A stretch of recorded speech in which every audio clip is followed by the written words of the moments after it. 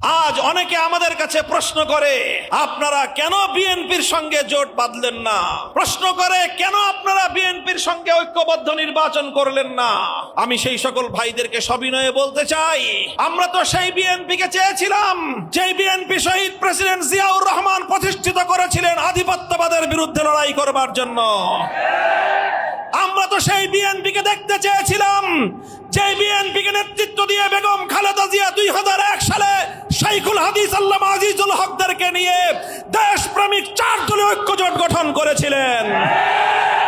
আমরা তো সেই বিএনপিকে দেখতে চেয়েছিলাম যে বিএনপির নেত্রী বেগম খালেদা জিয়া 2013 সালে শাইখুল ইসলাম আল্লামা আহমদ শফিকে সাহায্য করার জন্য 2013 সালের 5ই মে শাপলা চত্বরে যাওয়ার জন্য নেতা কর্মীদেরকে ঘোষণা দিয়েছিলেন।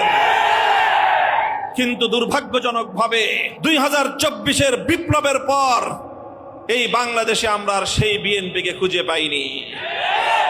আমরা এক নতুন বিএনপিকে দেখেছি, যে বিএনপি জুলাই বিপ্লবের বেনিফিশিয়ারি হওয়ার পর জুলাই বিপ্লবের পিঠে ছুরিকাঘাত করার জন্য উদ্যত হয়েছে। আমরা যখন দেখেছি, ভালো করে মনে রাখবেন, আমাদের কথা শুধু আবেগ দিয়ে নয়, আমাদের কথাগুলো শুধু কণ্ঠের জোর নয়, এগুলো আমাদের হৃদয়ের ডুমরে কুকড়ে কেঁদে ওঠা কথা, আর্তনাদ। আমাদের এই কথাগুলো 1.5 সহস্রাধিক বাংলা দামাল সন্তানদের শাহাদাতের চেতনার কথা। আমাদের এই কথাগুলো 30,000-এর বেশি জুলাই যোদ্ধাহত যোদ্ধাদের আর্তনাদের কথা। প্রতিটি বৈষম্য বিরোধী, প্রতিটি ফ্যাসিবাদ বিরোধী ধারার সঙ্গে নোট অফ ডিসেন্ট দিয়ে দিয়ে বিএনপি জুলাই সনদকে তামাশায় পরিণত করার চেষ্টা করেছে।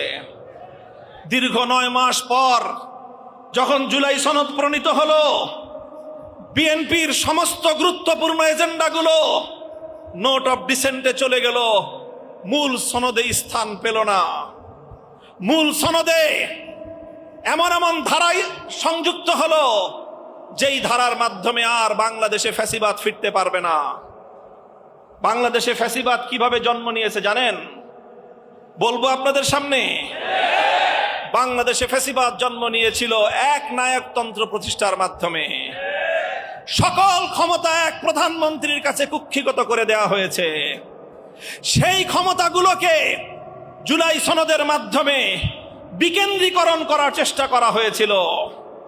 প্রধানমন্ত্রীর কাছে রাষ্ট্র পরিচালনার নির্বাহী ক্ষমতাগুলো রেখে